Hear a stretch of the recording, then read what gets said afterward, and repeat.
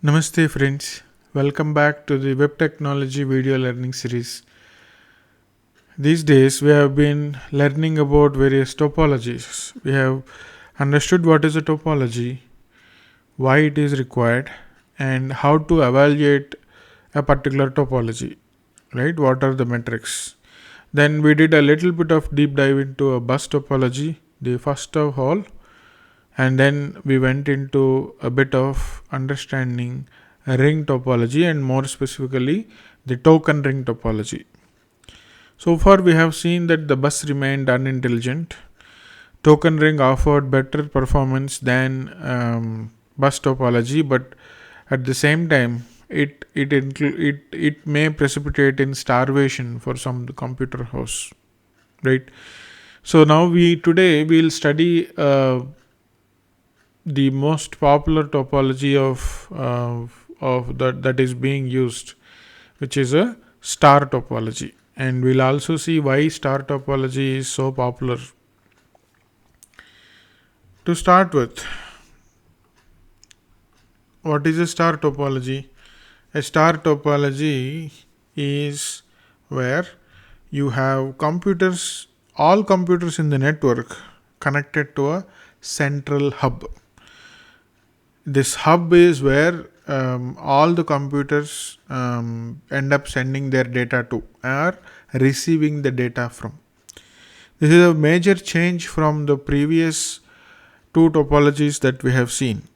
There was no additional networking equipment in the previous two topologies, either bus topology or the ring topology. Here we are seeing a new instrument called hub.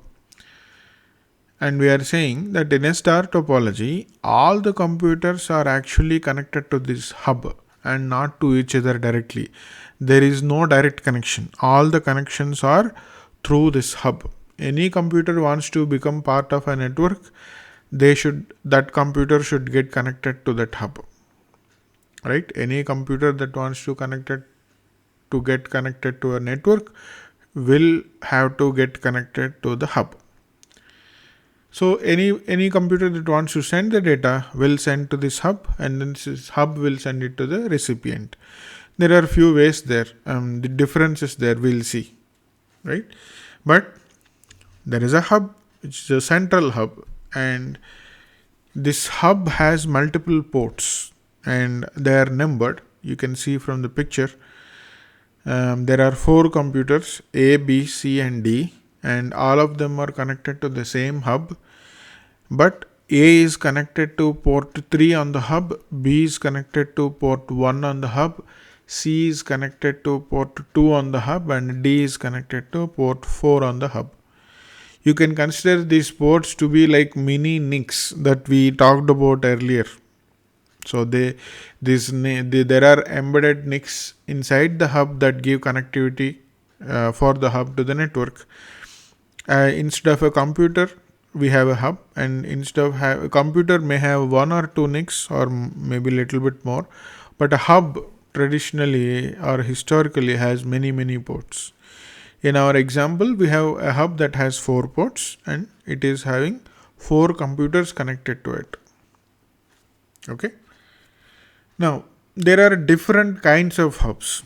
The central theme of a star topology is that there is a hub and all computers are connected, but there are different kinds of hubs. We'll look at 2 of them. The first is called a passive hub. What is a passive hub? A passive hub is one which replicates all incoming traffic on one port to all other ports. What it means is, let's say A wants to send traffic to C, right?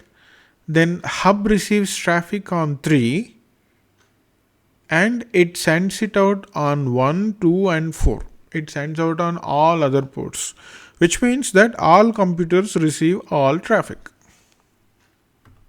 Right?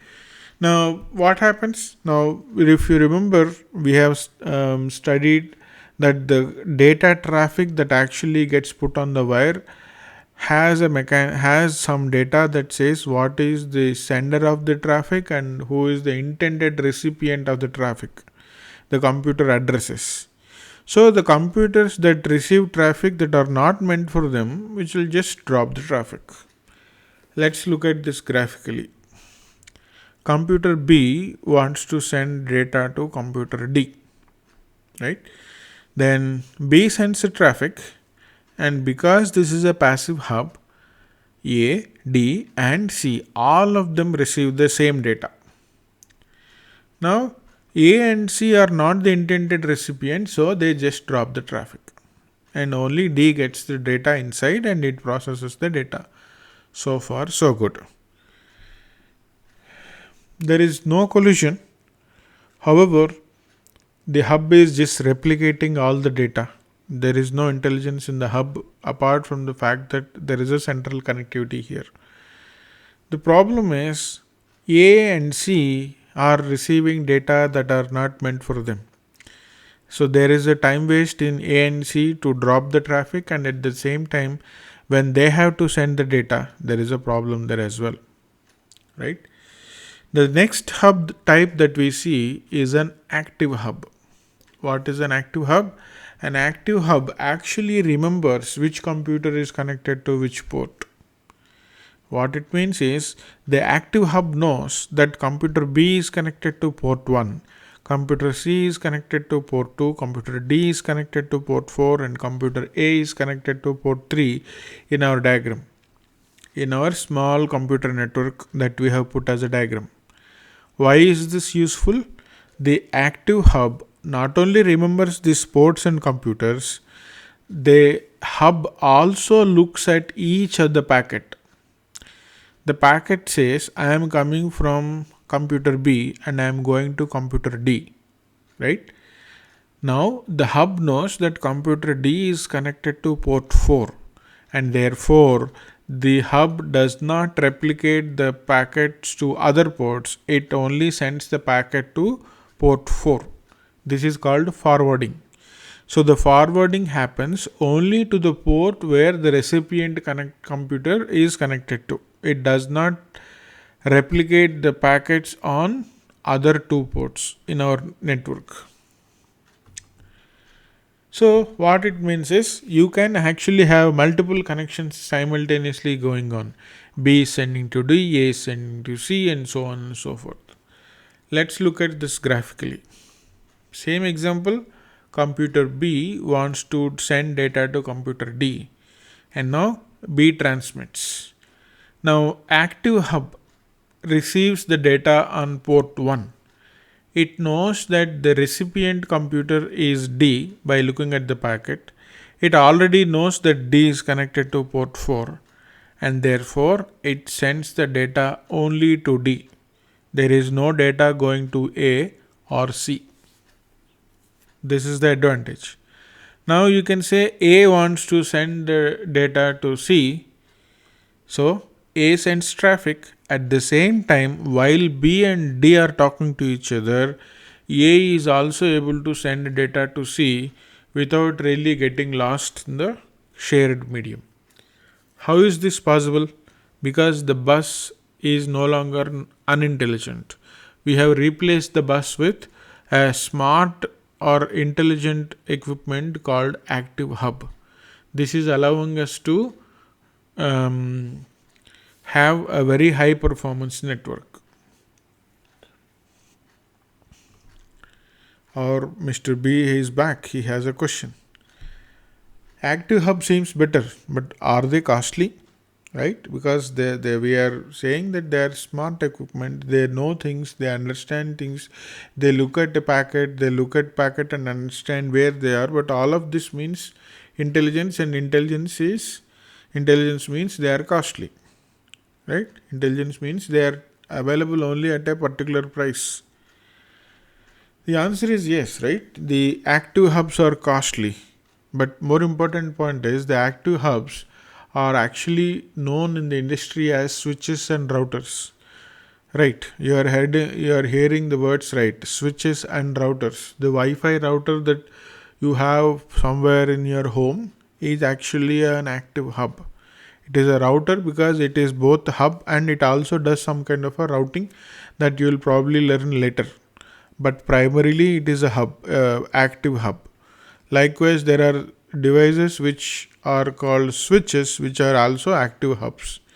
These are indeed costly compared to the passive hubs, but then the predictability and the performance that they bring to the computer networks um, outweighs the costs. Most people actually go in and buy a router or switch just to make sure that things are stable and predictable in the network. What are the advantages of the star topology?